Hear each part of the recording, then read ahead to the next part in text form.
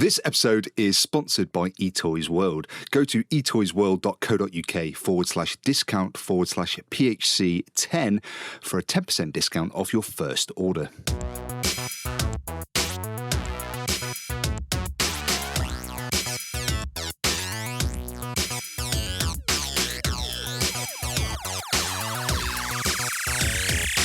Hello, ladies and gentlemen, and welcome to the Polyhedron Collider Cast, episode 187, the Great UK Games Expo 2026 wrap-up.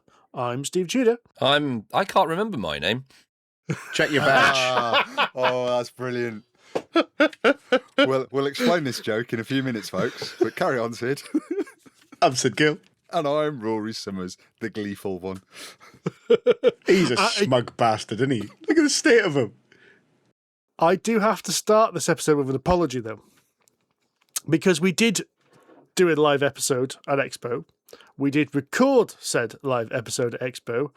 I then uploaded said live episode to my computer. This was about like 9:30 on Friday night. And I listened to 30 seconds of it and went, oh, bugger. Because it was awful. I really do apologise. I thought to myself, can I just clean this up a little bit, try and do some audio magic to it and clean it up? And it was just, I'm not kidding. It sounded like someone had taken a subwoofer and put a duvet over the top of it and then fed us through, and also got some static hum going on there, you know, the little 50 hertz buzz, which was also harmonising at 100, 200 and 400 hertz as well.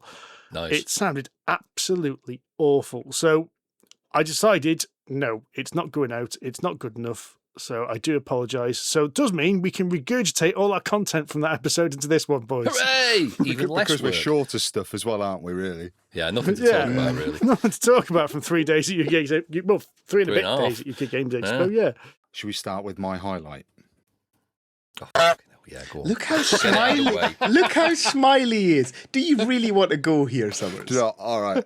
I did promise I was never going to talk about it, so I'm going to let Sid tell the story. Oh no! I'm not getting involved in this. You're not dragging me down this hole. Well, someone's got to talk about it. Seriously though, we're going to embarrass the lass massively if we go down this route. Yeah, but we embarrass Andy more, so it's brilliant.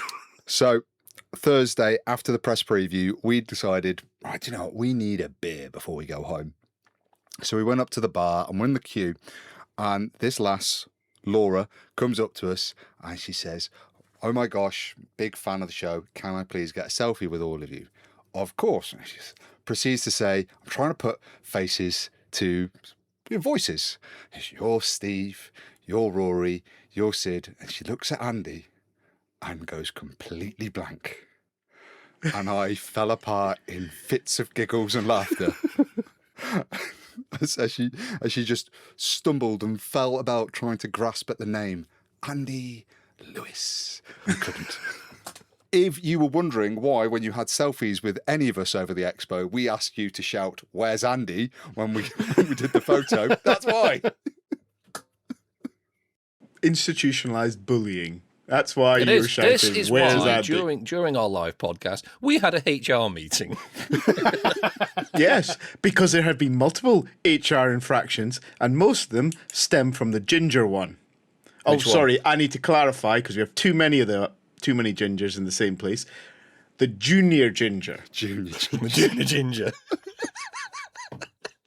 I quite like that. It's almost He's been flattering causing a being lot of the trouble. junior. He's the source of it. So he's bullying you with this quite actually genuinely hilarious event, but also he then dressed my son up. So if anyone saw my son at the expo, he was wearing a Muppet T-shirt with me as the Muppet, and this was all created by Rory. I mean, it was quite opposite, to be fair. It's a creepy picture. I look like a bog brush. Now you've mentioned it, yeah, you kind of do. Okay. Oh, well. I mean, I have to admit, it's the first time in my life I've never been remembered. Now, I'm usually quite memorable. Not usually for good reasons, but I am memorable. This is the first time in my life someone has not remembered me. And that hurt. If I was being kind in a rare moment of kindness, I would say it's because she was so excited to meet you that it just disappeared into the. She did admit she was ether. very tired because she'd had a long day setting up the expo, so that was the reason. There you go. And I'm sticking to that, so it's okay, Laura. I forgive you. We applaud you. The rest of us. Yeah, we applaud you. That's because you're a shower of Tuesdays. You made our weekend. The weekend hadn't even started either. That was the worst bit. I Rory had to was- carry that all weekend. Rory was still smiling on Sunday night going You're still home when I smiling saw now, him. you swats. I think we should move swiftly on. Should we just talk about how great the UK Games Expo was then? Yeah, we should, because it was awesome. Give us some facts, Summers. I know you've got them handy. So I wrote them down earlier. So unique attendance for this year was 51,196, which is a 21.90% increase on last year. That's a lot. Which is a lot. And I put this into context. Last year was bigger than the year before, so it's always had growth. But last year's growth was only 10%. This year, 21% more people turned up than last year. 51,196 people. And then the total footfall was 87,837 people. That was only, 70-odd thousand last year? 72,000 last year. So 87. That's insane. Nearly 88,000 people over the 3 days. I think all of them turned up on Saturday. Because that was busy. There is that. It there is did that feel argument, like it, didn't it? Because the BBC put out an article about the expo because it was celebrating 20 years. It was a big event, and I think that reached a lot more people. And it being at the end of half term, and if you've got children that are under the age of 10, it's essentially a free day out. Once you've paid your one adult ticket in there and parking or train travel, whatever you're doing, you take a pack up with you. Your kid is going to have a full day of being taught games and running around in the Viking village, in the play area and all of that. It's a very cheap day out if you're a parent of an under 10-year-old. And at the end of the half-term holiday, when the weather's as hot as it was, you go, actually, we can go to a relatively air-conditioned big hall and get out the sun for a bit and do something very different. It's a blinding day out. And I think that's what a lot of people took advantage of. Those, especially the NEC, Birmingham International is on a major train line. You've got to be it's dead easy to get to. It's really convenient. Dead easy to get to, yeah. You go, actually, I'll do an hour and a half to get to Alton Towers. I'll do an hour and a half for a free day out for my kids. Some pack. Someone else will do the babysitting. Yeah. Basically. Yeah, basically. It's a great day. Somebody suggested that this is now the biggest event at the NEC. Yeah. Yeah. I read that somewhere as well. I can't remember where I learned it. Which, based on Saturday, you could truly believe that. There was queues for absolutely everything. Yeah, you could not get a seat, an arse in a chair. It was nuts. Yeah. I mean, even just the hall space as well. 6 halls. I know. It's mad. 6. But I think, do you know what? I think this year they've elevated themselves. They've taken some hints from Waitrose. What? Well, the last couple of years, right, the aisles have been quite narrow Yeah. and a bit claustrophobic, and it gets a bit busy down the main drags. This year, everything was that little bit, probably only about half a metre or so, it felt like, but a little bit wider. Yeah. And there were some open gaps. I don't know whether they're intentional or not, but there's a few areas where you could just get out of the throng and stand and wait without being in the way. Yeah. It was really, really good. And that actually, I think, made Saturday less oppressive than it would have been otherwise, because that's a lot of folk, and it didn't feel like it felt the last couple of years. Yeah. It's true. They didn't, traditionally as well, I think the Friday's usually been quieter than the Saturday, but I don't think there was that much difference this year. And it certainly wasn't that much different last year. I think, again, it probably comes down to the half term that Rory's mentioned, that the Friday was a lot busier. The Sunday was actually positively pleasant. Oh, it was lovely Much on quieter, Sunday, wasn't it? Much nicer. It had the disadvantage only it closed at 4 o'clock, but in terms of actually getting around to see stuff, not being oppressed and crushed, definitely nicer. But of course, you have the problem there if you go shopping on a Sunday. Everything had sold out. There were I was talking to actually quite a few stands, just as the part of the conflab we do. And a lot of the publishers had really struggled to get stock in time. They'd been let down by their either delivery or their shipments and stuff like that. Yeah. And I know the Catan stand, they were doing the new Catan card game, and they'd sold out on the Friday. Lunchtime on Friday, they'd sold out. Mm-hmm. So all the demo guys were like, we want to sell this. People are really enjoying it, and we can't because we've literally got no stock. Now, it's a nice problem for them to have, but at the same time, it's slightly embarrassing for the demo people to say, yeah, we've got the demos, but we can't sell anything, which is a shame. Yeah. There were lots of stuff selling out. I was with Mighty Boards at the end of Sunday, and they had 2 demo copies of Tenby, and they'd had that many people trying to buy Tenby, because Tenby was one of the biggest sellers at Expo this year. If you want to based on what we can see on Facebook, that was the game of the show. The game of the show. Yeah, everyone was talking about it. So what Mighty Boards did, they actually ran a raffle for people to buy the last 2 copies at like a bit of a discount as well, because it's been played hundreds of times over the weekend. But you had to turn up for that raffle. So the Expo staff are trying to kick everybody out, and there's Evelyn raffle tickets in a bucket. All right, go. But it was good. Yeah, wonderful event. So a big thank you to the UK Games Expo, because you did an absolute sterling job. All your yellow shirts, your blue shirts, your security, like the way you spaced it all out, the organisers, absolutely belting job. So thank you very much. Well done. Yeah, really good. It did feel like it went mostly without a hitch this year, didn't it? It felt everything was pretty damn smooth from what we saw. I mean, I think the NEC was possibly the weak link in the chain. Friday morning, trying to get to the car parks was a bit of a pain, but we worked out a bit of a sneaky thing, didn't we? You know, quiet now, Tudor. Don't give away the company secrets. Don't ruin it for everyone. Well, shall we get into some details, boys? What did we like? What did we see? What do we want to talk about? Well, let's use our now patented Polyhedron Collider UK Games Expo Awards as the framework for this discussion. All right. How convenient. How convinced, like we've planned this. The Shelf Dodger is the game which hits the board gaming table before it hits the shelves. So basically the game that gets played almost instantly. Now, this competition always has tough challenge, because nothing can beat Sid and his lad Jai playing Stomp the Plank in the car park. Yeah, that's a pretty high bar. So it's a pretty damn high bar. Now, I didn't manage to play anything over the actual weekend. I quite literally got home, cooked tea, walked the dog, and then collapsed in a heap. So I'm amazed that anyone managed to play any kind of games on Friday night or Saturday night or even Sunday night. But on Monday, I did play Bunny Kingdom Town. Which is very, very fun, and I quite liked it a lot. However, I was that tired that there's such a simple game as Bunny Kingdom, I screwed up the scoring.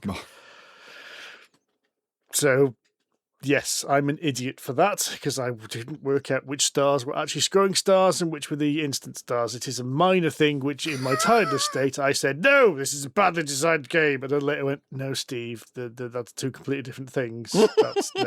I'm tired. I should go to bed. See, for me, I didn't get to play anything on the Friday or Saturday, but Sunday with the kids, I was really, really impressed with my kids. More so than usual. Logan, I've recently bought, slight aside here, I recently bought Logan Jurassic World Evolution 3, because my son is a big dinosaur geek, because he's a little boy, and loved it, and he's been dying to play it. But we got back home from the expo, and rather than play Jurassic World Evolution 3, he wanted to play A Carnivore Did It. Bear in mind, he only had like a couple of hours before bedtime. His choices were play video games, and he chose to play A Carnivore Did It, which we picked up from the Zatu trade stand. It had sold out at Waterstones, to go back to the sold out thing, which is a brilliant game. It's just it's like a detective deduction game, which I sent you guys the pictures, because my brain couldn't do it. Logan's there just solving them one after the other. So you get some like Zootropolis style criminals, suspects 1, 2, and 3, and some fact cards, and 1 was telling the lie, 2 were telling the truth, and you've just got to work out what they're doing. But there's 2,000 puzzles in this box. Wow, Jesus, really? 2,000 puzzles. Use that like the what's the thing in Nemesis where you've got that red plastic that you put over the cards and it tells you. Yeah. It uses that on the back. So on the front of the card, it tells you what facts you need to set up, and then on the back you flip it over, turn around, and then it'll tell you who's the correct one. Nice. 2,000 different cases to solve. There's like 50 different fact cards, 7 different animals, so they get progressively more and more complex. Brilliant game. Nice. And then Mooki Island is another one which I picked up from Hachette. It was Scorpion Mask. Really silly light from the designer of Stomp the Plank. And it is just a 2-player set collection game, except your sets go into one stack and you're never allowed to look at it. And it's just, do I have more of this suit than you? But you're not actually, you've got to try and remember everything you pick up and everything your opponent picks up. Really nice twist, but it was brilliant. Nice one. Well, I ended up playing Fliptoons from Thunderworks. So Alora had spent some time at their stand, and she basically sat down, and she's really quite good at basically grabbing passing pedestrians and forcing them to do her will. In this case, she grabbed 3 complete strangers, sat them down at the Thunderworks stand, and they ended up playing a game of Fliptoons.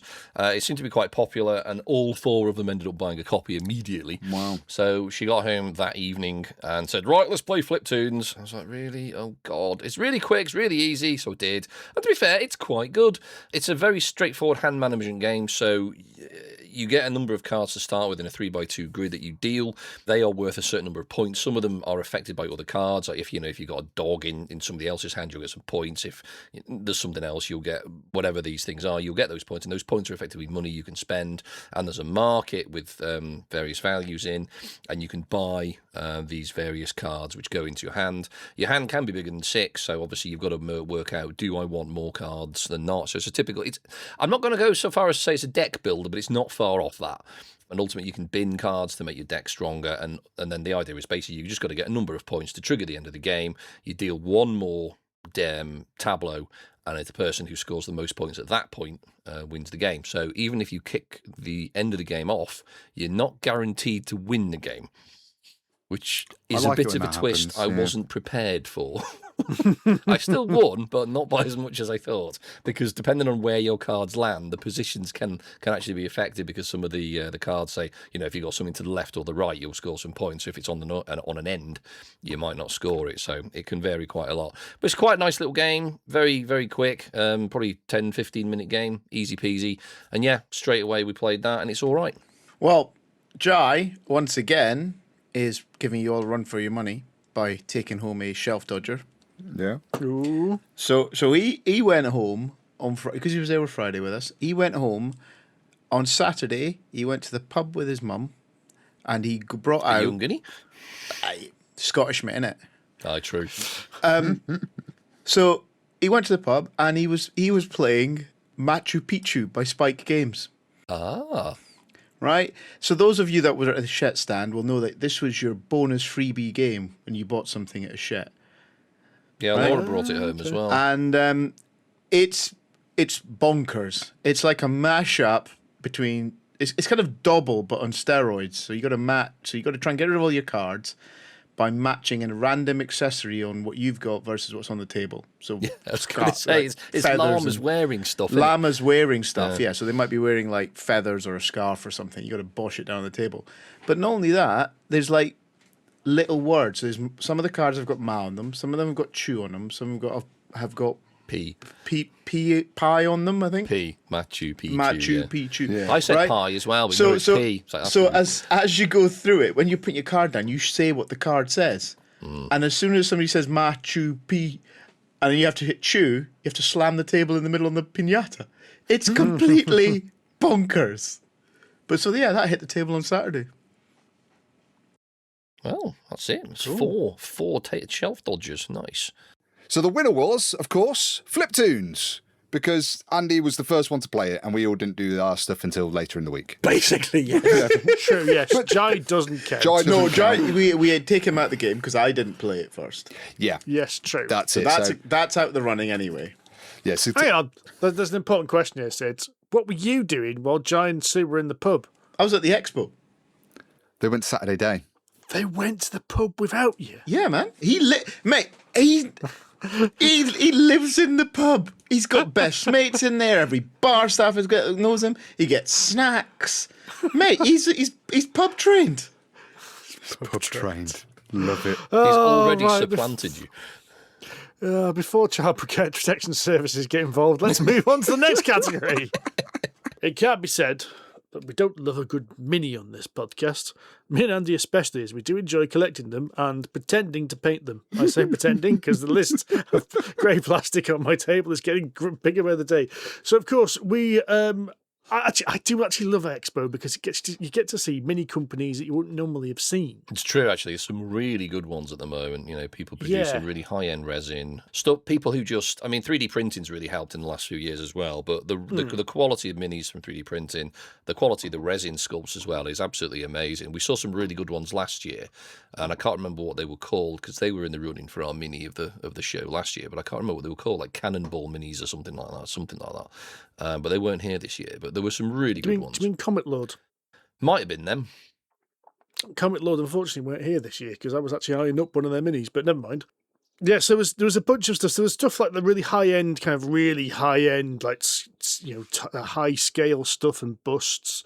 There was some, which I think you bought quite a few of, didn't you, Andy? I got a couple, yes, from a game called Realms of Tiberium, and they are... I think this Amber Studios, I think the company is, that they make, Realms of Tiberium is the sort of game and thing that they're making, and they've made some scaled up versions of the 32mm miniatures that go into the game. So they've made some really large, I think it's 70mm scale or 75mm scale, but they've also done some busts of the same minis as well, and they're all in resin. So I got a couple of those, and they're really nice. So I picked up a bust from Ocean City Miniatures. So I've got this dwarven warrior bust. It's this dwarf with big beard and some horns, really cool. Nice. I saw the picture you sent of that, yeah. But I was chatting to them when I first got. They also did loads of like basing bits and other cool stuff. Which I did. It's one of those stands I almost spent too much money at. But as we're there, the guy looks at my t-shirt and goes, "You're Polyhedron Collider. Were you at Aircon?" I was like, "Yeah. Why?" He goes, "Well, I was sitting behind you while you were playing Speakeasy, and I managed to get 4 different games in while you played one game of Speakeasy." Guilty. And it's a difficult game. What can you say? Did you also have to cover your ears when I called Andy something very unpleasant halfway through the game as well? Wouldn't be the first time, won't be the last. No. You mean you don't take the air horn with you around when Andy's about? Oh, the goose. The goose in your squeeze. Oh, it's a goose now. Sorry, we've changed to the goose, haven't we? Honk! I should also say I picked up Operation Mazebreaker for Infinity. Yes. Which came. I got the exclusive mini as well, Ruby Monday, which is like this punk. What do you call it, Sid? Neon and Noodles girl leaning against the speaker. Oh, it's a beautiful mini. That I was hoping Sue would have bought it, but she's a bit terrified by Corvus Belli miniatures. Well, I look at the picture of it and go, "Yeah, this is gonna be fun to paint." And then saw it in the cabinet and saw how small it was. I went, "What have I done? What have I done?" They're really hard to paint, actually. The detail on those small miniatures is incredible. I don't know how they do it, but it's very impressive. Yeah, it's very impressive. Actually, it reminds me, Andy, you asked me a question while we're there, and I'm going to put this to the listeners in case there is a listener who is a much better painter than us. We were looking at the Corvus, but cheeky bastard. We were looking at the Corvus Belli minis, and we noticed, you pointed out that the finish, and it wasn't like just a matte varnish finish, was it? There was something about the finish of the models. It's not just them, it's a lot of minis in general. They just, like, professionals seem to have this lovely finish that I can't replicate at all. I don't know if it's the varnish or the paint or what. It just seems to have this kind of professional appearance that I just can't do. And there doesn't even seem to be a brush stroke on it. No. Yeah, I don't understand how they get that. I do. Oh, do you know? Yeah. They're better. They're better than you are. That is not a constructive answer, Mr. Gill. Brilliant. We all fell for that. Sid knows the answer to this. We all fell. Dulux Gill over here. Dulux Gill. Dulux one coat, Gill. Thank you very much. This is a point of education for Mr. Tudor and myself. We're trying to achieve greatness here, and we're trying to have help. And you come wading in and just belittle us. Just call me Sid Reality Gill. I mean, you're not wrong. It's just hard to hear. I also, did you pick up any stuff from Gatehouse Gaming while you were there, Andy? No, I meant to, and I forgot. So I was going to get a pot of sort of urban scatter stuff because I've got the MCP models at the moment. They're literally sat on my desk in front of me. So I'd like to put some grit and urban scatter down on the bases. But I completely forgot because I ran out of time. Well, we should probably get to the game which we picked as our mini of the con, shouldn't we? We probably should. Which was Wyldwood from Tabletop Titans. Now, we saw this at the press preview, and we all kind of went, oh, they're a bit interesting. Now, they were quite large-scale minis. Yeah, they're display size, aren't they? What does that make them, 60, 75 mil? Bigger than that. Usually, most display models, when it's a full model, is like 75 mil scale. Hence why the painting company is called Scale 75. Yeah, cool. Like, easy to remember. Do you know what? I hadn't realised. That's. I mean, it's pretty obvious now you've pointed it out. But... I felt exactly the same when I learned that. Andy went, oh, I'm a moron, aren't I? I refer the right honourable gentleman to my previous comment. You can just shush. You can. You're just reinforcing that I'm right. Have you got another clicker, Rory? It doesn't need to go very high, to be fair. But Wyldwood is a skirmish game which uses a massed deck of cards for each faction. So you'll have this collection of cards, and then you will choose your own deck from within that array. So your opponent, even if they know what force you've got, you're going to have you've built your synergies so that the way you're behaving is kind of quite unpredictable for them, even if they know what you're capable of, which I thought was really clever as a system. But these models are brilliant. And what's really cool, I think, about the Sculpts is it's a fantasy Stone Age is the idea they're going for. So before the dwarves became covered in armour and before they became really noble and the elves became really cloaky and shadowy, this goes back to the way they were, the kind of the dawn of before their civilizations. So the elves are all still evolving from the deers that they were, so they all have hooves as their legs, which I thought was really cool. And the dwarves are like cavemen, and the humans are like kind of like Neanderthals, and even the undead are kind of like plant matter more than anything else. Oh, is that what the plant matter was? The plant are that's what this thing is then. I have a undead. rot core dryad here, which is one of the ones I picked up. That explains why it looks pretty much undead. So yeah, that makes sense. It's like they're meant to be kind of like, I suppose, inspired by fungus, that they eat dead material and they become dead themselves, stuff like that. Which is a really interesting, perspective on that fantasy genre. But the models, my goodness, I'm terrified. I've made such a mistake picking this one. I've got the hang on, does that singer. mean you need to hit the clicker there? No, because we don't click when I'm wrong. I'm always wrong. Yeah, remember. Oh, sorry. Do you not remember his slightly vitriolic explosion on the Friday? Or was it the third? No, it was the Thursday. Trying to explain. Is that before or after you got forgotten? That was before. You're such a wind-up. You were such a wind. Just give him a spoon. Anyway, just cut his feed. So before we get distracted by Mr. Gill, let's talk about, let's celebrate these fantastic miniatures, and we've been thrown down the gauntlet as well to do this as a painting competition for Polyhedron Collider. We have, which I think we're all regretting our decisions on what movies we've got, didn't we? Because The I level of looked at mine and went, detail on oh this my thing God. I mean, I've opened it up and had a look at it, and I don't even know where to start. It's ridiculous. So, Adrian, thank you very much for this. We're all terrified, which means it has duly won the award, Mini I'm Too Scared to Paint. Because we are. We are genuinely scared to paint these miniatures, and we've got until mid-August to do it when the Kickstarter goes live. Was it August or October? 18th of August, I think. I think it's August, yeah. Oh, God, I thought it was October. In my head it was October. I thought I've got plenty of time. Negative, Captain. Negative. Bugger. But I tell you what, you do it for October, and Rory and I will win the competition between us.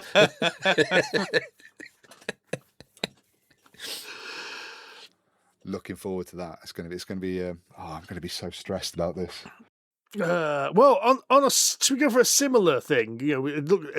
Miniatures look awesome on the tabletop, so why don't we talk about our best Bling awards? Mr. Tudor, that is the best segue you've made in about 2 years. Yeah, it is, isn't it? I think we should appreciate that. that. Just a little round of applause. Golf clap. So one of the things, especially Rory is always looking for, I must admit, is something to like blingify your game, something to make the game you already got look better. So we're not talking about games which look good anyway. We're talking about things you can add to your game to make it better. Now, I know Andy almost gave himself whiplash when he walked past one stand that was doing like complete component upgrades for some games. For Twilight Imperium, actually. Twilight Imperium Forward, yeah, did you see the price of it? It was I didn't, thankfully. It was almost the cost of Twilight Imperium itself. But there was a definite whiplash when they went back. Also, I don't know if you guys saw at the press preview, there was a company doing, was it UV tokens? What? So they were like they looked like printed tokens, so just normal discs. It looked like they had logos, but it was some kind of UV etching. And the guy was showing us like he'd had all the he'd had all the Arkham Horror tokens, because part of the thing about Arkham Horror is you have to pull things out of a bag. So what a lot of people do is they put little coin capsules on. This guy had made like, they looked printed or hand painted, but apparently they're all UV etched. They were absolutely brilliant, and unfortunately, I can't remember the name of the company. That is unhelpful because I want them. It isn't helpful. I apologise. I'll have to have a look because I do play Arkham Horror 3rd edition certainly for quite a lot with Alora, so we really enjoy playing it. So yeah, the tokens this was do for get a lot the aware. Oh, for the card game. It was for the card game, yeah, because you put tokens into a bag. Same principle. So this company is called ThinkitPrintitUK Printing. Full colour, ultraviolet printing. And they also did tokens for SETI, and they did tokens for... it was actually, the guy was telling me he did tokens for the Lord of the Rings pandemic game, Fate of the Fellowship. And he said he made tokens that replaced the Nazgul because he was having problems that everyone kept knocking the Nazgul over. Oh, yeah. To the point where he reckons he broke his Nazgul on like the second game he played. They are a bit awkward, I can't lie. They do go everywhere. Sometimes, yeah, they will fall over or they'll come off their stands or something. And look, if it's the same company, there's something called thinkitprinted.co.uk. They're in Leighton Buzzard. I don't know if it's the same company. Hey folks, Future Steve here, and the company is ThinkitPrintitUK on Etsy. There will be a link to the company in the show notes. Go check it out. But, talking of CGE games, the game which won our award were the official Lost Ruin of Arnak tokens from CGE. And the one that really beat it, I mean, metal coins, fair enough. But the one that really won it was the compasses. They look nice, yeah. Yeah. So a metal compasses with like a green gel inlay that made it look like it was glassy, so it looked like a real compass. And it would not have won if it wasn't for the green inlay. Yeah. That's what took it from meh, nice, very, very nice token. Dropping that little bit of splash of green in there, boom. Yeah. You're winning the PHC award. It's the same with the energy tokens for SETI. They looked really good. They were green acrylic, but they all looked good. But it was those Lost Ruins of Arnak compasses. Gorgeous. Stunning. And now that I like Lost Ruins of Arnak, I can particularly appreciate them. The question is, did you lot buy any though? No, I don't like Lost Ruins that much. But I don't own it, so I'm not going to. So I'm a big champion of love the games you love. And I like Lost Ruins, so I don't need to upgrade Lost Ruins. However, I am still tempted to buy the Carnivore silver coins because I love Carnivore. Right, next, guys, tell me about the Best RPG Award, which we have, as of this morning, renamed to We're on the Tour Award. Yes. We used to call this the game most likely to cause a rules argument, which caused issues in previous years, because really it's Best RPG. But would you like to explain on the tour, Andy, so that I don't say it with malice and vitriol when I describe it? Because it caused you as the DM no end of aggravation when I sat smug rolling all the charisma rolls perfectly. Yes, well, this casts your mind back into the mists of time to the pre-industrial dystopia of about 2018, I think it was. Yeah, about them. No, it was a long time ago. Yeah, it was a long time ago. Where Steve rather bravely, foolishly, pick a word, tried to run two adventure parties in the same adventure, basically. And for lots of reasons, the party split up. One was called the Champions of Chance, which I think Rory was part of. And Sid and I broke off into another party known as the Masters of Fate. The names are fairly irrelevant, but there was some interaction across the games. So we ran sort of alternate sessions, and one party one week and obviously another one the following weekend. But there were some interactions because we were running in the same realm. And my character, Arrakis Thandarian, was basically a wide boy, sorcerer wide boy, bit of a, I'm going to say gobshite. Stick to what you know, Andy? We got caught in a place. It's hard to describe what it was, but I think if I remember rightly, it was some kind of museum with trinkets. It was just a cave.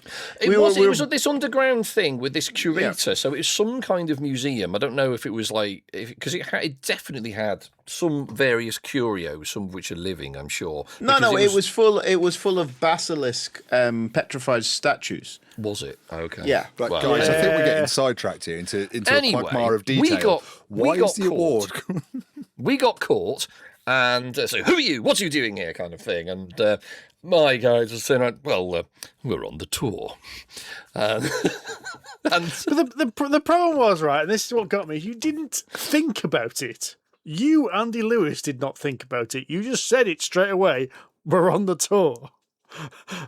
And then genius. I said, make a charisma roll, and you passed your charisma roll extremely well. And then that was it then.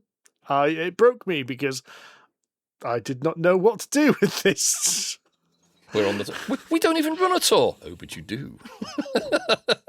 And so, of course, every time I've had the chance now, on every adventure game, what are you doing? What are you doing here? I'm on the tour. And every time I've succeeded, so there you go. It's stuck for years, much to the consternation of every DM, usually, Steve. Yes. Well, anyway, about RPGs we saw at Expo. I mean, most of the ones I saw were the press preview. So I saw the Wildsea. Sid was with me when we discussed this, but seems to have completely forgotten because I think he got information overload on Thursday night. So this was an interesting looking RPG, but they also did another one called The Lost Caravan, which The Last Caravan, which describes a cars and aliens role-playing game, which they described as The Last of Us with aliens, which I thought was quite intriguing. You don't remember this at all, do you, Sid? No, I do. I remember it now. And the reason I remember it was because I remember Pichu, which is the kind of almost childlike cartoon one. Yes, there's a kids one, yes. I do remember Wildsea now. It was quite gorgeous, actually. Very beautiful looking books. And we also saw, the Ghost in the Shell RPG from Riverhorse Publishing, which I just kind of went, well, if it even works half good, it'll be fine. But then he explained the morality system in the game. Ooh. And if you've played Pendragon, you'll be familiar with this, which you have opposing attributes. So if you're good in one thing, you have to be bad in another. So I can't remember the exact ones in Ghost in the Shell, but in Pendragon, it's like honesty and dishonesty kind of thing. So you have to roll against them. We got different dice attributes, and this was like your kind of level, how much you'd progressed these skills. And if you got to the top dice number, after that, your character had to retire because it succeeded. But I think it's a fascinating thing because if you know the story of Ghost in the Shell, I can imagine that being a really good basis for an RPG campaign. Yeah, totally. I need to get into Ghost in the Shell a lot more. I actually bought 2 RPGs at this expo. So one is for the kids because I want them to start playing RPGs. So one of them is a cat cafe module for 5e because Marley wants cats and Logan wants to kill goblins. So that's for the kids. So it's not, but the one I'm genuinely so excited about is the Against Time and Death. Oh yes, you did pick that up. That up. Because we got to the stand to talk about something completely different, and they had on their stand the This Is How They Lose, the Time War, which is a fantastic novella from 2024, I think it is, which was one of the best books I've read in a long, long time. And the guy behind the counter said, if you like that book, you will love this. And it's a duet RPG, journaling RPG, which makes perfect sense if you've read that book. I can't wait to play this. I just need someone, hopefully, who's read the book to play it with me, because I think it'll be more fun. So Can you waft up the cat one again? waft up with the cat one. Certainly, mate. It is. There we go. It's called Toe Beans. It's a really funky size. Is that the book or is that in a box? I've not opened it, mate. I don't know. Oh, That's right. the box, okay. then.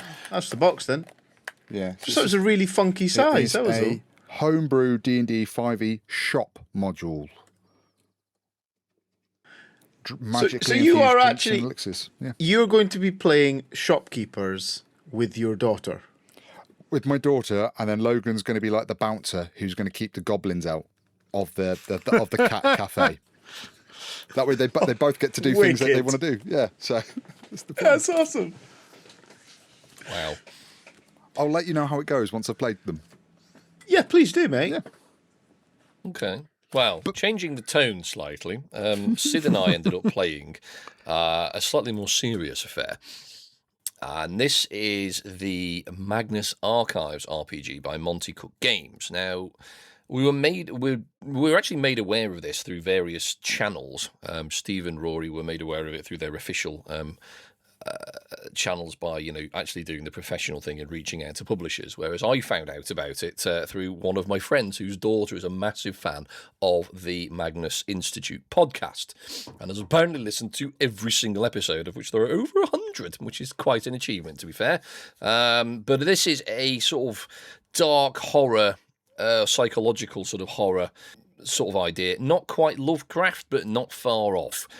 And the idea is that it's supposed to get under your skin, get into your head. It's not overt horror, and it can be very disturbing. It plays on fundamental fears, which are Yes. common to everyone, like darkness or spiders or really base Clowns, yeah. base stuff. Yeah, People in mascot Spider costumes. yeah, balloons. That kind of thing, Yes. right? It's really kind of basic fear stuff. So it's one of those things. It's one of those in settings where you create your own worst enemy. It is. It plays on your own mind, so it's a very narrative game. Most of the heavy lifting is done by the DM in terms of the storytelling, but in doing that, the players will conjure up something in their own head.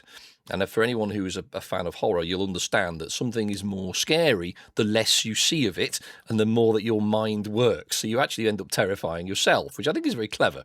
So this uses the cipher system, which I have to admit I've never used. Who played many of these systems. This is the cipher system, it's not dissimilar actually to the Dune RPG. So if you remember in Dune, you've got to kind of justify which skill you want to roll against. It's a bit like that. So each investigator character has a list of skills, and if you want to do an action, you've got to be very proactive with the DM because they're basically just telling you a story, and you can turn around and go, well, actually, I want to have a look at the floor and I want to use my investigation skill because I've got it and it's really useful. Okay, fine, make re-roll, and there's a bunch of mechanics that define how well you do. And then there can obviously be consequences to success or failure. It's another fail-forward system. So it'll be you either do well and obviously things happen, or you do badly and something bad happens, or there may be consequences, etc., etc., etc., depending on the whims of the DM. But it's an interesting system. It feels quite, I'm going to say restrictive and oppressive, but not in a bad way. I think it's designed to make you think and appreciate and really make a conscious decision to do something with a reason behind it. That's really interesting. My take was the complete opposite. Really? Yeah, I didn't find it restrictive at all. If anything, I found it very, very comfortable to encourage you to tell your story, which is what I loved about it. I didn't mean restrictive in the sense of storytelling. I meant restrictive and deliberate in the sense of player action. No, I didn't find that. Really? Okay. No, because I thought the player action was, like you said, you justified why you would do a particular thing. You said why you'd weave that thing into your narrative. And basically, as far as I was concerned with this game, if you made a sensible argument for using persuasion to do something, as long as your narrative that went with that, it almost didn't matter that skill you were using. It was you selling it. And I suppose that's what I mean, in in the sense that you have to think about why you're proposing that. That's what I mean, basically. Oh, okay, I So, get you, yes. yeah. You can't just Yeah. randomly roll a skill and have done with it. You've got to think about No. what you're doing and why you're doing it in the universe as part of the story. Yeah, so you couldn't just go. You couldn't just fall back to, I'm going to hit this guy on the head, therefore I'm going to use strength. Yes, exactly. You can't default back to that. So what Yeah. you'd have to do is think about why you're using strength and how you were using it and how you were going to weave that into the narrative, which I found so engaging as a concept. Yeah, it really felt was. like the system was supporting the cooperative storytelling in a way that I don't think I've seen done in many other systems. The only one that comes close is probably Cthulhu, and even that, that's still quite obvious that you rolling a particular skill to do a particular thing, albeit you've got a lot more choice of skills. But this just felt really natural and a really good framework onto which to tell stories. I really, really loved this game. Yeah, me too. So, Very good. A deserving winner by all accounts, then. Oh, yeah, 100%. Yeah. And I'm annoyed at ourselves for not having engaged in the Cypher system sooner, and more importantly, not engaged in the Magnus Institute, because I have now started listening to it, and it is as good as everyone says it is. Have you listened to the Lovecraft investigations, the other podcast? I have, and I've been meaning to tell you that is currently on Kickstarter. It is. As a backer kit. backer kit, sorry. If anybody wants to fund it for a fifth Fifth season, yeah. Ooh, I'm tempted. Yeah. It's bloody I'm already good. doing it's 18 quid, I think, Steve. It's not much Okay. for the minimum back. It's punt territory. It is. Anyway, we should move on. Well, talking That of crowdfunding campaigns, 2 excellent segues in one podcast. You You are are spoiling welcome. us, boys. let's go on to our Bankruptcy Award. So this is the award for a game that's coming to a crowdfunding platform that we are going to go all in on. That we're going to go bankrupt supporting this game. And At least 2 of us are. so I'm going to start with a game that Sid and I played, with a game that isn't coming to Kickstarter until maybe Q1 next year, but was being demoed for like the first time properly at Expo, and that is Song of the Wildkin by Bokken Games. Now, this is a family weight adventure campaign game, much like your Gloomhavens, your what's the name of the game? Oathsworn, Oathsworns, Tainted Grail. Tainted Grail. Grail. Yeah. It's like that, but it's a family weight. So you are anthropomorphic little animals, and your students in the wood, and your teacher, your master has gone missing. You have to go off into the woods and find it. And it's got a really simple system of all your actions. You've got 4 or 5 actions, which are cards, energy. You spend the energy, you flip the card over, you can't do it again. Super, super cooperative. All the characters, and there are 6 to start with, all synergize with strengths and weaknesses that you need to support. And you've got the classic kind of D&D class system. So you've got the tank, and then you've got the cleric, you've got the ranger, the archer. And we really love this. We walked away, and I had to explain to Logan and Marley several times that I cannot buy it yet because it's not out. Can you do the same for Jai? Oh, yeah. Because I've heard nothing but, Daddy, I want that game. I want that game. It came with cool little minis. And one of the really fun things, it's a boss battler, essentially. It's not boss battler, but you go along, you fight the boss in the woods. And the first one you fight, one of the first ones you fight is a spider. You can actually get the spider to join your team. So once you finish chapter 1, one of the bosses becomes on your team. And some of the monsters you actually fight have an ability where if you get them down to a certain health level and you've got the right gear, they can become your pet. So Logan actually adopted this little tree monster and called it Gary, and it was then with him for the rest of the game. I am Gary. But it's brilliant. So I'm under very strict instructions that when this comes to Kickstarter, I've got to get it. And it's really well made. So we were chatting to the guys on the stand here, and we were talking about how this game came into being, and it's a lovely story that comes with this game. So the guy has kids, and they were playing Cora Quest. Kids got a little bit older, grew a bit beyond Cora Quest, but weren't quite ready yet for the blood and violence and grimness of Gloomhaven and all those other kinds of games, but loved a wee dungeon crawler. Hence was born Song of the Wildkin. Yeah. And it is brilliant. They have thought about so much of it, to the point where the first story, or the first story and a half, because it's all broken into scenarios or stories, teaches you every single rule you need to play this game as you're playing it. So no teach, no 10 minutes of making your kid sit down and learn stuff. Nah, get straight into it. And it's all written. It's not called a rule book. It's called a storybook. So the rules were explained to you as a story as you're playing. Genius. Once it's punched and out of the box, you are good to go. Nice. So, which I think is really engaging for the target audience. So that is one that, yes, Sid and I are definitely going to get our hands on when that comes to we'll be getting the undercarriage in on this one. Oh yeah. Get the back wheels in. It's only half packed for me, so it's all right.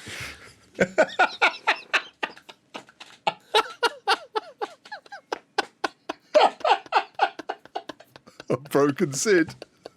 But Steve, why don't you tell us about the actual winner of the Bankruptcy Award?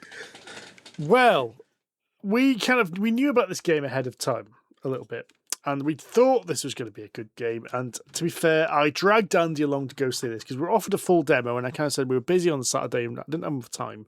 So we went to see the setup of All's Well That Ends, which is another Gloomhaven-esque fantasy campaign battling game. One thing that's really fascinating about this is I asked about this when I saw some stuff on one of the board game media Facebook pages and messaged him and go, look, this looks really cool. This looks like my street. Can you tell us anything about it? And he goes, hang on, you're Steve from Polyhedron Collider. I listened to you. Yes. What do you want to know? Nice. Brilliant. So, of course, I dragged Addy along to see this. And oh, yeah, my arm was all the way out my back on this one. Yeah. I'm not going to lie. Due to some past experiences, I'm always a bit nervous about this kind of game because ultimately the combat has to work and be interesting.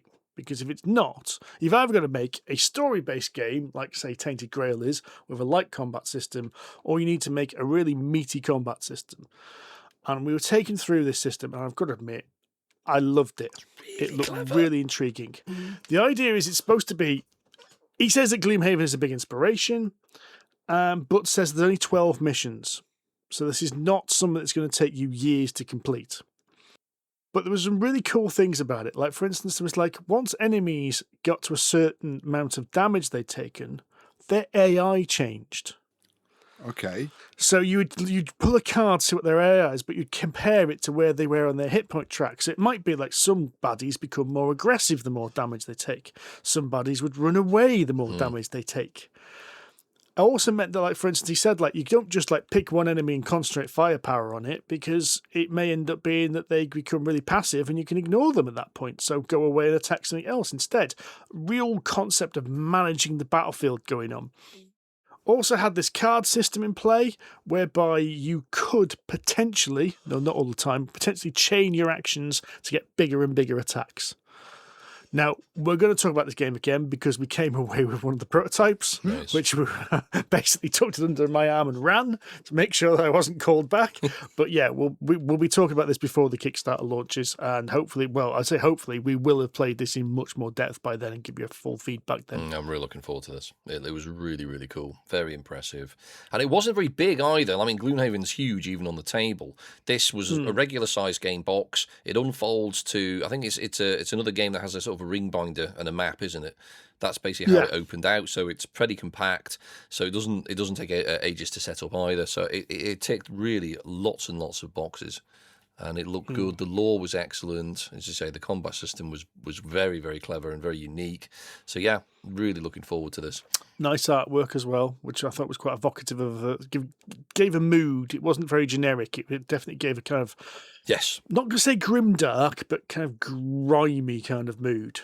You know, very nice, I thought. Monday morning hangover kind of mood. Yes. The enthusiasm and the excitement that you guys came away from that game was just off the charts. So that Steve and I both walked away from them. We've taken to Nick, and Nick was obviously really, really enthusiastic about it. We loved it. Both walked away and went, let's just win the Kickstarter order, innit? Yeah. Don't care what the other two say. Matter. This is winning. Yeah. Nice work, lads. Nice work. So before we get on to our big one, do we want to do the ones that we forgot to do awards for? Should we just quickly round those up? Because we're not supposed to admit that. Well, he hasn't. We do admit our mistakes. We do. Sid, We know we're not that good. We own our mistakes, right? We are owning it. When found out. Or We even don't owning up to it. advertise. When found out. We don't advertise the fact that we've ballsed up. Sorry, balled up. I've already done all the social media posts for the awards, and I forgot them on there as well. So there's right. So this is more of a sneak preview than anything else. Let's spin the positive here. A peek behind the curtain. Go on, hit us up then. What was your Instabuy? My Instabuy was hands down an easy one for me. It was Green City, which was from UK Games, and I didn't know a thing about this game until Thursday afternoon at the expo, when I bumped into my man Fabio Lopiano and Mandela Fernandez Grandon. I've never heard of this guy. Who is he? Right, and I was chastised. They saw me walking up, and they were like, "You don't know about our game?" I was like, "What do you mean?" He goes, "We've got a new game." I was like, "What?" Yeah, and he pulled it out of the bag. He went, "This." They told me the stand number, and I was like, I had to go in and get one. So I was there first thing Friday morning before they actually opened. They hadn't even. It literally just come off the plane. It was still in bubble wrap in a like a suitcase, and they opened it up and gave me the first one off, and they only had 50 copies. So it's a Fabio Lopiano, Mandela Fernandez Grandon game. It is fairly light for them, so it's probably the lightest one Fabio's definitely ever done. And this is, you've got, it's a network building pattern matching game. You've got certain citizens that you need to get to certain locations, and they can have to take one method of transport to get there. So you're building transport links between all these things. And those are represented by little tokens that will have either like a bus and a bike. And you have to make sure that there is a route between their starting location and their destination. But you want to take the bus for as long as possible. You want to walk for as short a distance as possible. And as soon as these are completed, these goes into little tracks. Fantastic game. I'm so excited to play this. I would have played it solo last night had I not been so tired. Right, I was struggling to actually drink coffee last night or yesterday afternoon. But yeah, Green City is what I'm going to play. And I'm really annoyed. I've got a games meetup on Saturday. I've got too many players turning up to be able to play Green City on. Oh, that's easy. That's easily solved. I don't know. Just tell one of them to sit in a corner quietly while you enjoy yourself. I might do like an after hours. We have like the big Just social one. I then have like an inner meeting and go off and play the hardcore ones with other people. But there you go. So Green City, I had to buy it. I think I've already talked mine. Mine's to buy was Bunny Kingdom Town, which I didn't actually buy straight away. I'll tell you what happened is I went thinking it was for sale on the yellow stand and went straight there, only to find out the yellow stand was just demoing. Yes. So they didn't have any for sale. And then I had to go somewhere else. So actually the first game I bought was Operation Mazebreaker, because I wandered past God's Belly, fell in there, tumbled, tripped up, accidentally grabbed hold of something, my credit card accidentally came out of my pocket. Yeah. And next thing you know, credit card, yes. Yeah. No, so actually, Andy did get me. I was going to say, because I bought it for you, didn't I? I said, Steve, this is probably going to sell out, according to the lady here at Coil Spring Games. Shall I get you a copy? Yes, please. All right, then. And it's a good job we did. They did sell out of it pretty quickly. I think they'd sold out of it by the Saturday. But yeah, that was flying off the shelves. I did buy a game, and this was after Steve and I talked to the lady and gent at Mind Clash Games. Oh, yes. Yes. That was quite funny. Right. So we had a meeting with Mind Clash where they talked about some future games which we couldn't talk about. So we know about these games which are coming, and we're not allowed to talk about them, which is so annoying. But while we're there, there's a game on the on the board, on the table, and Andy goes, "Oh, I don't think I knew about this one. Oh, yeah, it's quite good. Oh, the designer's there. Why don't you speak to him? Oh, yeah, I'll speak to him a bit later. Then once we finish this, next thing I know, Andy sends me a picture of it in a carrier bag, going, "I fell for it. I got it." Yeah. Yes, I ended up talking to Robin, who's the game designer for Septima. Now, it's not a brand new game. It's been out for 2 years, I think. But I've had my eye on it, and I had my eye on it last year at Expo as well, because I do like Mind Clash. They do scratch an itch that I have, because I've got Tricerion, Anachrony, others that failed to spring. All the Perseverance games from Dave Turks as well. So they do They are definitely my kind of cheese. So Robin was taking me through Septima, and it's all about witches and covens and things like that. So I'm not going into detail, but it looks lovely. I've been reassured it's an excellent game. Robin, the designer, says it's brilliant. So obviously it must be true. So I walked away with that and the expansion. Robin was good enough to give her a small discount as well, which is very nice of him. So we'll probably be going through that in the future as well. So yeah, it looks really, really good. I've managed to punch it as well. I had the mental fortitude over the weekend to actually punch it and sort it. I say over the weekend, last night. Wow.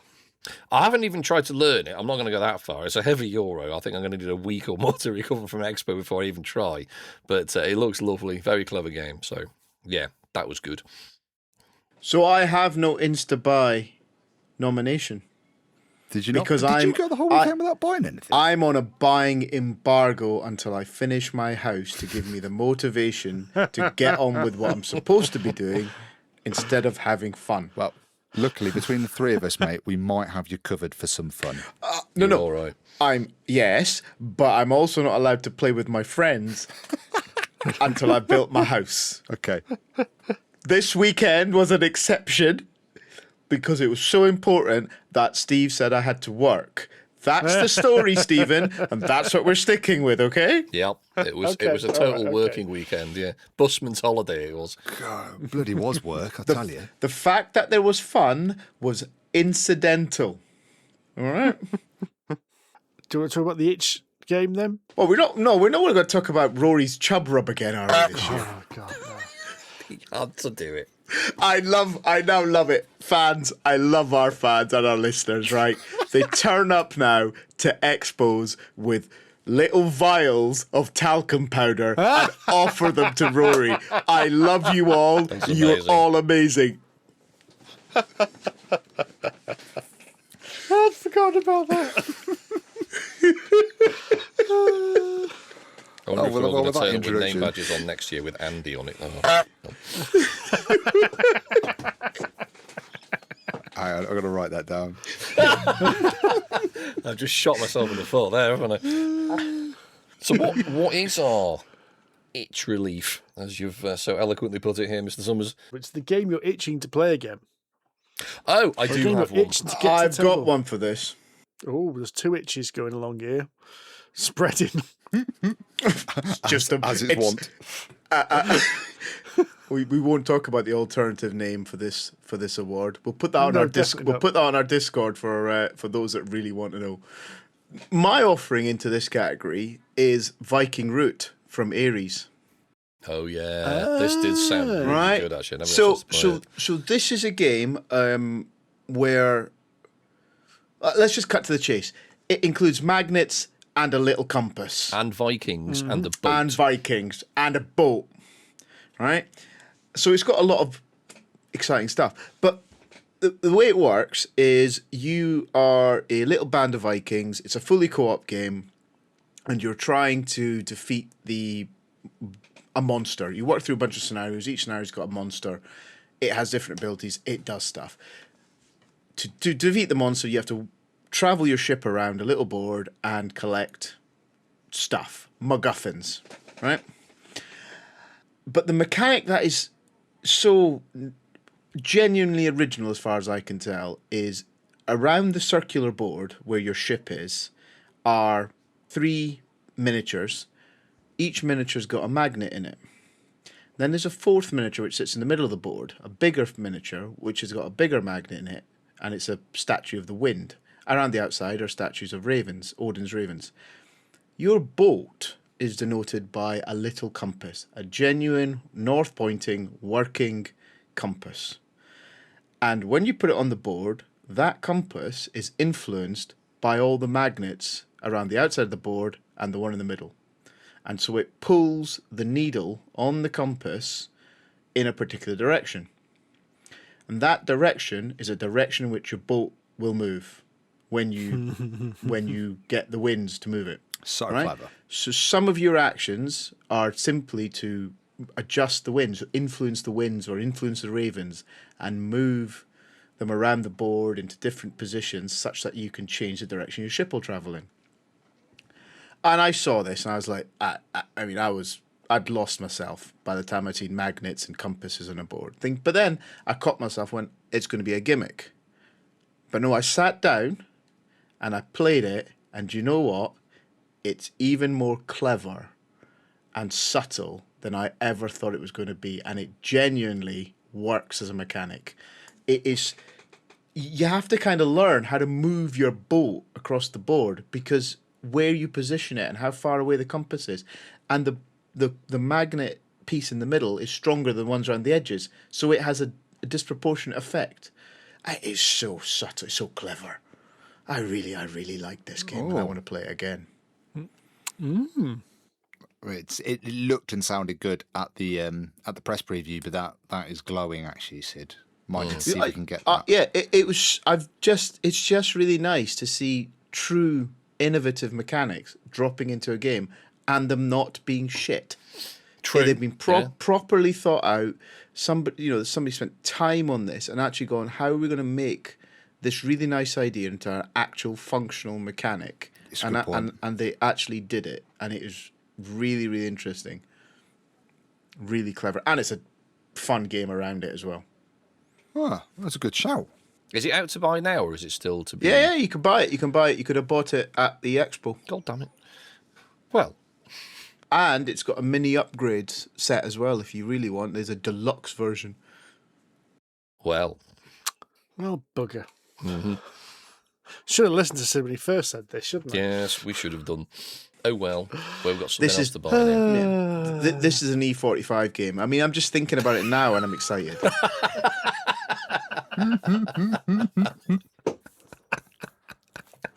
Maybe. It sounds like we might need to give the E45 game award to Ares Games. I mean, I'm excited. Sid and I played Tricky Traps at the Inside Up Games, which is a trick-taking game which we thoroughly enjoyed. We had a great time playing this with Connor. But that doesn't come to Kickstarter. It comes to Kickstarter later this year. No, straight to retail, for Gen Con. Oh. And it's as a little trick-taking game, really super competitive, where you really have to pay attention to what all the other players are doing, because sometimes you want other players to win. So forcing them to win can be really detrimental, but you've got to be able to see that to be able to do it, which I couldn't see. So Sid was really angry when Rory had his head up his arse. I was looking worrying about his own game and ruined it for everyone. Well, didn't ruin it for Connor. He won, didn't he? He won because you ruined it for everyone. And everyone being me. Well then, boys, should we bring this home? Yes. And talk about the most prestigious of awards, the Polyhedron Collider Definitely Not Shit Award. Which it chuckles me every time we still talk about this. The fact that publishers actually promote that we actually sent them this, I find bonkers, but there we go. I've only got the nomination which you guys said, which I actually didn't play this, but I bumped into Sid and Rory during the press preview. And what I got was the grumble, the positive grumble, which can be best described as, "We want to see this, yes, really good this, yes, really good this, yes." It's middle-aged men agreeing because we can't show our emotions properly. So one of you guys who did play this, please explain this game to me, please. Well, this is the Bridges of Shangri-La by Play for Keeps Games. And it's actually a reprint of a game of the same name from, I think it's way back in the midst of time, 2003, something like that. It's it's practically prehistoric in terms of modern gaming. But Play for Keeps are doing I think they're doing a Kickstarter campaign, which I think starts in July. I may be wrong. With this Mexica, which also looks incredibly good and plays very, very well. I can cover both if you wish. And also two much smaller, lighter games as well. So they're doing like a pack of 4 that they're redoing as part of this little campaign. I can't tell you what the 2 smaller games are. Now, I can tell you what one of the smaller games is, because it sticks in my mind. It was called Chebs. Oh, that's right, Chebs. Yes. We'll leave it at that because it's a family show. For the Scottish audience, they but will know those exactly in the know, what you mean. No. And the other one's called Real Rivals. That's the one. There you go. So there's the 4. But I got to play both Bridges of Shangri-La and Mexico. And I walked away from Bridges of Shangri-La really loving it. It's an incredibly clever game. It's really simple as well. So it's not super heavy. You've got something like 3 rules. So the idea is you've got a bunch of little villages that are all sort of treetop things, and each of them are separated. Well, at least it looks like treetops from the board, but they may not be. And each of them is separated by a bridge, and there's a number of these paths going around the board, and there's multiple bridges. And the idea is that you can put a master onto an area, and each of the areas has 7 symbols. And you can put a master down in an area that you already have present. You can put 2 students, which are kind of basically a bit like drafts, where you can make a king. So you put the same token on the top again, and that puts the students. Or you can run an invasion from one village to the next, and you take all of the students from one village across a bridge to the neighbouring village, and the village with the most tokens that started with will win any fight. So there's a bit of it's essentially an area location game. But if you cross a bridge, because those bridges were built by students and therefore not very sturdy, the bridge breaks. Right. Which means you can't use that path again. And the idea is that the students will supplant anything in the target village if they've got more strength. So the idea is this is how you move your tokens around the map. And if you can isolate a particular village and you've got more tokens in there, so masters basically, they count towards the points at the end of the game, you'll score a lot of points. So the idea is you've got to get a lot of presence across the map, you've got get rid of your opponents, or at least have more presence than they do, and you'll score more points. That's it. It's as simple as like put a token down, put 2 tokens down, start a fight. That's it. It's really straightforward mechanically. It lasts about 45 minutes. It's really deep thinking, so it really ticks our rules light, think heavy kind of mentality that we all really love. And it's very pretty, very straightforward. I loved it. I think it was absolutely brilliant.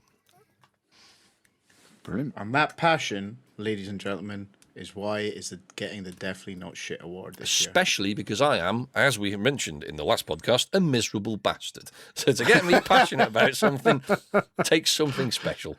Well, to get you positively passionate about something. That's very true. Yeah, we have to be clear. There's many things I can be negatively passionate about, but I have to say, just as a kind of as a runner-up, I would say Mexico is almost as good. Very, very different mechanics. It's still an area control. It's slightly more complicated, but not by much. Again, it's about an hour long. These 2 games are definitely worth your attention. If you don't want to go too heavy, very straightforward area control games. A lot of player interaction in both of these games as well. Awesome. And Cool. minor correction on Play for Keeps' part. It's not called Chebs. It's just what my brain thought it said. It is. What's it actually called? It's called Geos. Geos. Geos. So it's very nothing different to word. do with Chebs at all. No, you've obviously got Chebs on the mind, Sid. It will now always got forever be I've known always- as Chebs, though, between us. It will never shake that moniker. Oh my God, you're right. The font does make it look like Chebs. See? Yeah, but you can't unsee it now, can you? That's the problem. I mean, the artwork doesn't look like Chebs, but the font looks No, like but Chebs. when you're coming past the stand and Andy's getting all excited over a game and he's kind of ranting and raving and flapping his hands around, telling me about the medium of dance, how amazing it is, and I glance over the left of my eye and I see one of my trigger words. That's what I saw. But anyway, regardless of all of that, apologies, Play for Keeps games. Chaos is the actual name of that little game that is part of this 4. There you go. But yeah, definitely worth a look. I don't know how much they're going to be. I estimate probably maybe £35-40 if it's going to go on Kickstarter per game, but it'll be that kind of order because there's not a huge amount in each box, but there doesn't need to be. Well then, folks, anything else you'd like to talk about the expo before we draw this to a close? Would you like to know about Frank's currently secret game that's not going to be secret by the time this episode goes out? So, it is the Isle of Penguins. Similar-ish to the Isle of Cats. If you like the Isle of Cats, you will love this game. It's got a lot of the same feels as the Isle of Cats. But it's not only is it just penguins, right? So rather than having the crazy polyominoes or the tetronomos, whatever you want to call them, trying to fit into uniform boats, one of the big changes here is that rather than having those polyominoes, you've now just got 3 different sizes of basic shapes. You've got squares and rectangles. And you've got to put these into really abstract shaped boats because the boats are icebergs, ice flows that the penguins are trying to escape on. So those are now really weird shapes that you've got trying to fill. And like when you've got the, what are they called? They're called the project cards, lesson cards that you've got trying to accomplish. They're really difficult. So it might be like go round all the edges or go, completely surround this one symbol. And it's quite hard to do when you've got these really basic standard shapes. The way that you draft the card or draft the cards in the first place is completely different as well. So it makes turn order much more dynamic and changes. And there's some clever micro decisions that kind of you draft from groups, but each group has a different cost. So you might go first and then you'll be dropped down to, you might be second next time and then back up to first for the third round for the third pick. It's coming with a standard mode and expert mode. So once you've got those project cards mastered, once he reckons you're scoring consistently 130, 150 points doing 10 project cards. I keep saying project, but I think they're called lesson cards, aren't they? Lesson cards. Yeah. Lesson cards. As soon as you've got like 10 of those that you can do on average, he goes, right, then you go up to the expert mode, which is even harder. It sounds absolutely brilliant. Now, I like Isle of Cats, but this sounds like it is the next level. It smooths off a lot of the things that Frank really was not happy with, because it's quite an old game now, Isle of Cats. He says it hasn't. When he was trying to think of doing whether he needed to do a second edition or kind of just a re-implementation of it, what could he change? What could he change to make it better? And the more he thought about it, it was like, well, this is now a completely different game. There are so many things that have changed, but fundamentally, it's going to feel very similar. Oh, look out for that then. Does he have a rough time scale over which he expects to have it out? July. It's kickstarting in July. 7th of July, the Kickstarter. The deck is now 95% lesson cards. He went through loads of you can't hold on to treasure. You've got to use it immediately. Scoring is done in game. One of the things he didn't like now is that how it can you play this game, have so much fun playing this game, and then you've got to spend like 25 minutes doing the scores. Scores are now done throughout the game, which also has the Emberleaf scoring system. So at certain points, it'll trigger new conditions, which change the rest of the game. Oh, that's cool. Yeah. I think it's important to say it's not a V2. Oh, really not. It's 100% not a V2. This is a game that is going to attract new people, but give those of us that like Isle of Cats the same emotional feel. Yeah. But it's a totally different game. Well, it's the same way that like Duel for Middle-earth uses the same engine as, Seven Wonders Duel, but is a completely different game. It uses a similar engine. It's polyominoes onto a book, but it sounds very different. I think if he hadn't called it Isle of Penguins, people wouldn't think of it as a second, a version 2. Mm. If he had published it with somebody else, you'd never make the connection. But that was it. That was that news. That was very exciting. Well, that about wraps us up for today. I'm sure we've missed something. It's very difficult to fit 3.5 days of gaming between 4 people. So that's 12 man days of gaming into 90 minutes? That's not even 90 minutes of podcast. Yeah. We could have missed something. So we have missed something. We apologise. Tell us in the comments. Call us all the bastards in the comments. Or go to our Discord and tell us there. Yes. Which there's a link to in the show notes. And I will buy anyone a pint that puts Where Andy in to the Discord at random inopportune moments. I think you might have to break the bank there, Mr. Gill, because some of our listeners are Tuesdays. Tuesdays? Is this the new... I like it. I like that. Anyway, thank you very much for listening, folks. We have been Polyhedron Collider. Don't forget to give us a review on iTunes or Spotify. You can find us on Facebook, Instagram, Threads, Blue Sky, Board Game Geek Guild 2726. Leave a comment, drop a like, all the good stuff. Tell us what games we missed. Tell us what games we're wrong about and what games we're right about, because we love that kind of thing. Of course, mention the Discord server, join on the chat there. But until next time, happy gaming. Ta-ra. Cheerio. Take it easy.